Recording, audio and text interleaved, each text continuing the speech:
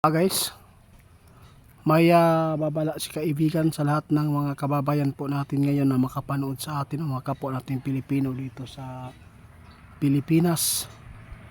Mas matindi pa ang masasagupa nating problema dito. Napakaraming nakikita si kaibigan na mamamatay, lalo na sa politiko. Kaibigan, guys, tandaan nyo po itong nakita ni kaibigan sa eleksyon ay marami daw mamamatay dito, lalo na ngayon ay nagpapatuloy ang kaguluhan po sa ating bansa dahil sa korupsyon. Mas lalo magulo pa. May nakita si kaibigan, guys, na magugulat kayo, no? Hindi pa ito nangyari noon, baka ngayon. Marami po magroromintado dito, guys, dahil po sa nakita ng ating kaibigan. Agad po kami nagpaalala sa inyo na kailangan wa po tayo makisali dito, guys, kung ano man po ang nangyayari dito sa korupsyon, kaibigan. Nagbabala si kaibigan, guys, na sana makuhaan ninyo itong aral. Huwag tayong sumali po sa kaguluhan. Huwag na kayong sumali pa na mag rally. Ayaw na mo na ay nakita si kaibigan na posibleng mahitabo kini na naay mga tao na mga matay tungod aning pagrumintado, dahil po ay hindi na po nila naiintindihan ang nangyayari sa batas dito sa ating bansa. Naunsa man dai, kaibigan? Ito ang nakita ni kaibigan, guys. Kaya nagpaalala si kaibigan sa lahat po ng mga tao ngayon, lalo na nakita ni kaibigan sa taong ito, daghan gyud kaayo na makabsat og kinabuhi tungod aning mga tao nga sobrang pagre-react, no, sa social media na personal. Mo ning giingon ni kaibigan sa una, guys. Kaibigan,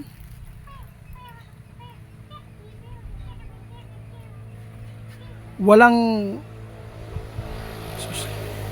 pag-asa dito, guys, na ang bansa natin ay mapeaceful. Wala.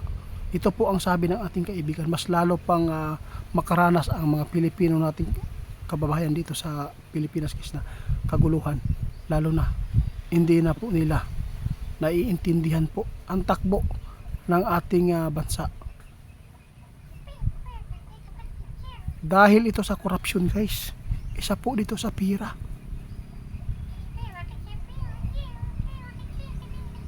May nakita si kaibigan na hindi pa ito nahitabo, hindi pa ito nangyari noon, na ay nakita si kaibigan na madugo gyud na mahitabo diri sa ato ang nasod, guys, tungod aning labanan sa korupsyon ug labanan sa mga bawat politiko, no? Kasi ngayon nakita ni kaibigan, isa po dito ang makatrigger sa tao, yung tungkol po dito sa mga Duterte, no? Na alam po niyo, guys, si Sara Duterte ay talagang pinaplanuhan po talaga ngayon na ipa-aresto, at saka basta talagang gusto nila na hindi po makatakbo ang mga Duterte dito. Election po ito, guys. Dagang gyud kayo magkahitaboan ni patay ba. Sos, kay grabe.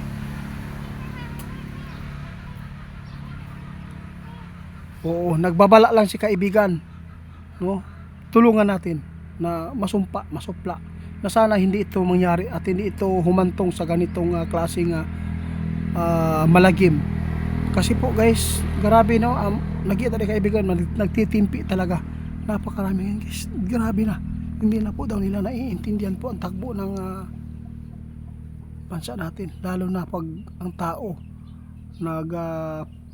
paabot ng kanyang saloobin, lalo na pag lumalaban ka, no, agad kang makasuhan. Pero katong mga kawatan karon, wala man. Bakit po? Pati nga ako, pati kaibigan natin doon, guys, nagtataka kung magpaabot ka ng saloobin mo dahil sa nakikita, pwede kang kasuhan, di ba? Muna karon, guys, nagbabala si kaibigan, wag na kayong gumawa ng rally, no? Lalo na si Indepiris nagpaabot pa dito na may puruhan daw, maaresto daw yung presidente natin. Si kaibigan talaga ang nagpaabot sa atin. Huwag na lang po, mas lalo pang magulo. Hintayin na lang po ang tamang panahon. Oo, ipatapos natin ang termino. Sa susunod, tulungan natin, ipanalangin kung sino man po ang makaupo na pantay.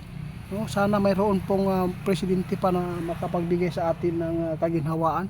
Nakita ni kaibigan guys, puno lang patayan ba? Nakita ni kaibigan, kaya nagbabala si kaibigan, ayan na lang daw mo rally. Maawa kayo kasi ayaw pong mangyari po yung kinakatakutan po niya na malagim ang mangyayari na madugo. Sus kaibigan. Moni mo nakitaan karon, nagbabala si kaibigan ha. Sa lahat po na makapanood sa amin, pakinggan po niyo ulit si kaibigan.